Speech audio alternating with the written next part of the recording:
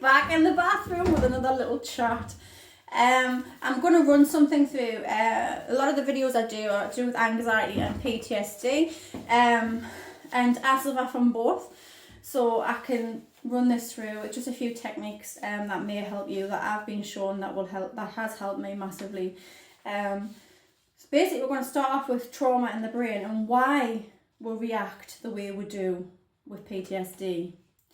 There's a very simplistic explanation. Simplistic explanation is the word, of a very complex process. There are three main parts of the brain which are greatly affected by experiencing severe or chronic traumatic events. There's the hippocampus. Apologies if I don't pronounce these words well, because I'm not a professional.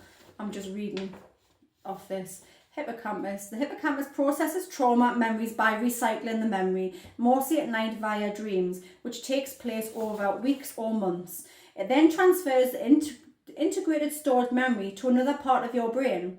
The high levels of stress hormones causes the hippocampus to shrink, underdevelop, and resulting in the impaired function.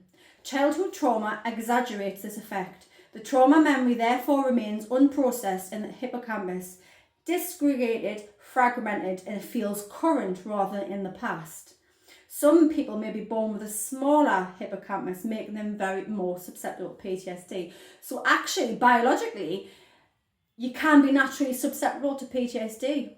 There's loads of reasons for PTSD, and I'm not going to divulge into why I have just yet, but I do have PTSD.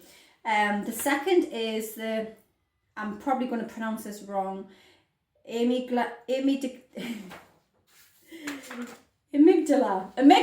that's the one. Sorry, I'm dropping my papers. Amygdala. Angela will be watching thinking, what is she saying? The brain's fear centre, basically. This helps to store memories, particularly emotions and physical sensations. It also controls activation of stress hormones, the body's fight or flight response. And in PTSD, the amygdala, I said it right, amygdala, that's it, becomes overreactive, causing frequent or near constant high levels of stress hormones. Then you've got the prefrontal cortex. The prefrontal cortex helps us to assess threats, manage emotions, plan responses, control impulses in the centre of the rational thinking. Childhood trauma causes underdevelopment of the prefrontal cortex, which results in impaired ability to assess threat, rational thinking, manage emotions, and control impulses. So those three parts of your brain, the hippocampus, the amygdala, and the prefrontal cortex, they all work together in your brain, and reason why you have your problems. PTSD, current triggers. The hippocampus recalls part of a fragmented, disgregated memory thought of an image. So the hippocampus remembers a section of what caused the PTSD.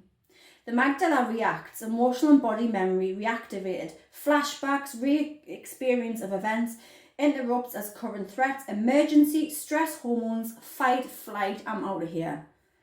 That's what the amygdala does. The prefrontal cortex, unable to rationalise or determine what's going on in the situation. It's not a current threat and therefore safe. Difficulty in managing emotions or controlling impulses, which leads to attempts to escape or avoid distressing memories and feeling mean the memory is never ever processed, so the symptoms remain. So if you're suffering from PTSD for whatever any reason that you're suffering for, if you do not get help, it will always be there, because there's actually a biological reason why you can't get over it. You've got to learn to process that. And I've been dealing with my PTSD and gone through all this, and I actually now know my triggers, and I know why I feel the way I do, because biologically it's already happening, and there's these sections of your brain that like I say, one little memory, one part of your brain finds a little bit of a memory, then your amygdala, it's a flashback, oh my god, the smell of that, or the touch of that, or the something going on that would remind you of your PTSD, and then you've got the rational part of you that's trying to tell you about your brain what's going on, but you can't process it. This is quite a good way of explaining treating traumatic memories. Now, if you think of your brain as like a little factory, and one of the jobs is to process your life events that can become memories. Most life events are a size and a nature that the factory can cope with. So you've got, if you imagine like an ice cube as your event, you've got your little factory, which is your brain, and then the little ice cube comes out of that, and that is your memory.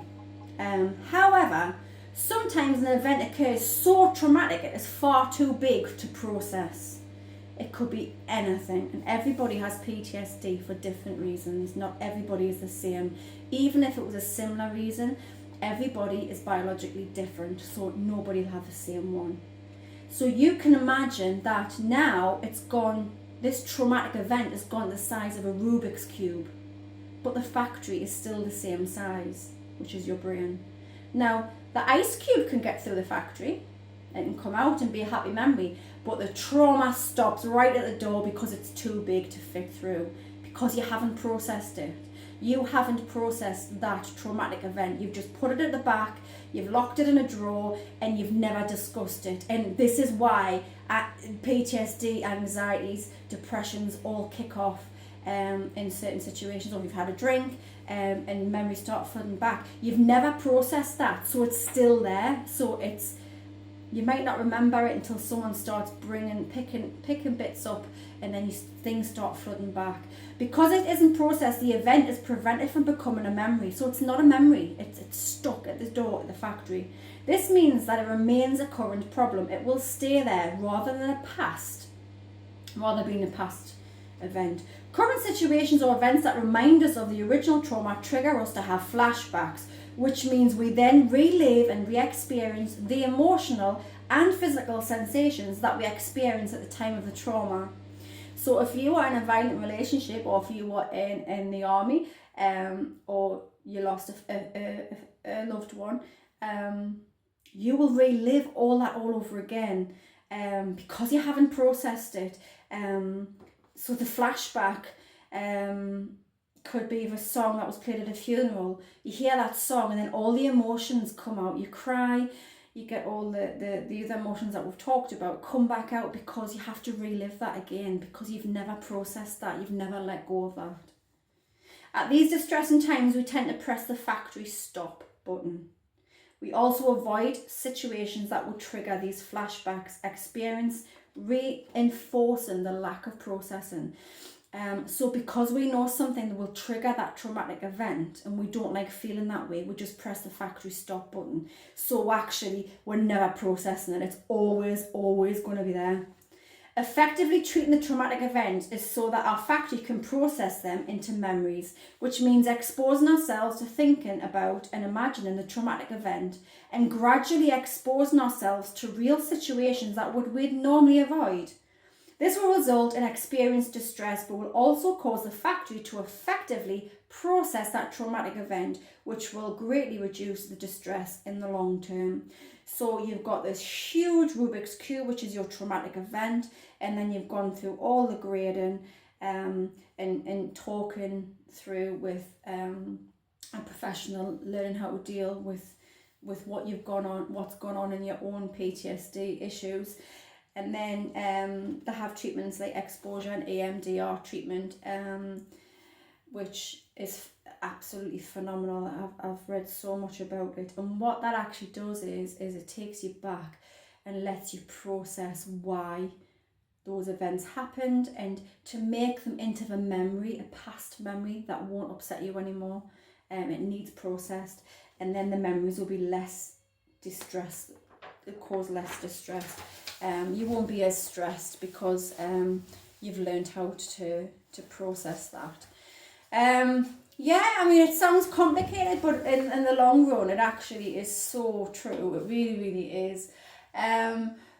Because you know why your body acts the way it does now with anxiety, but I used to always think to myself, but why something that happened so long ago why is it still upsetting me? Why, when I have a drink, does it bring it all back out? Why am I so crabby and nasty sometimes with some people? Because I've gone through feeling of betrayal of a lot of people, and you sort of put a brick wall up, and I could never understand why I felt the way I did, and until I started my own treatment, which I'm going to have further EMDR treatment. I've been going through a treatment to desensitize my emotions, because I was emotionally unstable to deal with certain things. Everything made me cry. Silly things. A cat dying on a film, I'll be in floods of tears. But there's actually a reason why I would have been in floods of tears of that cat. And there's a technical reason for that. It's not just because it's the cat and you're upset. There is a reason why you react that way. And it's a lot to do with what we've already been talking about. But if we don't allow and speak to a professional or get any sort of help for PTSD and anxiety, and we let it fester, this is when the suicidal rates go through the roof. Because if you suffer from these issues, a lot of people, including myself, you do have suicidal thoughts, or you have had. And at the end of the day, I mean, I can say this because I've been there myself, through my PTSD, and I've learned so much over the months, and it's made sense, and I've thought, God, that's why I feel that way. I know why my body reacts the way it does, with the dry mouth, the heart palpitations, the butterflies. I know why I feel like that now, and now I know that unless I process that information and process the trauma that I went through so many years ago, it's always going to be there, and it's going to be a negative memory that's always going to be stuck because it can't get through. But if I process it and learn to think, right, yeah, and then I realise that's the past event now, and then gradually you'd be a happier, more content, more positive person, and possibly be sitting doing this in your bathroom. It's an unusual location, but the kids are on the PlayStation, so I've been evacuated in here. Now I'm on day 33 of isolation because of the COVID-19, and I have had some wobbles. I've had some ups and downs with anxiety and my PTSD. I've had a lot of time to think, so a lot of things I've had to reprocess that I already had thought I'd processed, but I actually hadn't. And a lot of people at the minute will be feeling anxious about what's going on in the world, and it's very stressful and very worrying for everybody. But we can just do what we can do and learn to try and change things around. And then we've also got to think that the children that are going through this have lost so much. Not just friends and family and school, and they can't go anywhere, they can't do anything, and it must be so traumatic for the kids. So we've got to be really strong for our kids, and if they feed off our negativity and our positivity. So if we can fill them full of positivity and sort of shelter them from negativity, they'll feed off that, and they'll be much better in responding to situations. Because I think we're going to get a lot of people with mental health problems after this, the virus situation goes, if it goes. But you've got to try and stay positive, and there is a light at the end of the tunnel. And yes, it's strange sitting in my bathroom talking to a load of strangers on YouTube, but this is my platform to put out there to tell you that you're not alone, and there is help out there, and there's really good help. And if you feel so down and so low and so distressed and so sad about something that's really, really traumatic that's happened in your life, it won't always be like that. You will get through it. You are stronger than you actually think you are. This body is a factory, and you can access that factory, and you can process everything that goes through that factory. You will get there. You are a strong, beautiful person with so much going for you that you don't need to end your life. You can get help, and you can learn to keep it as a past event. And and I hope this video helps. If it does, please leave comments below. Apologies for that, someone rang me right in the middle.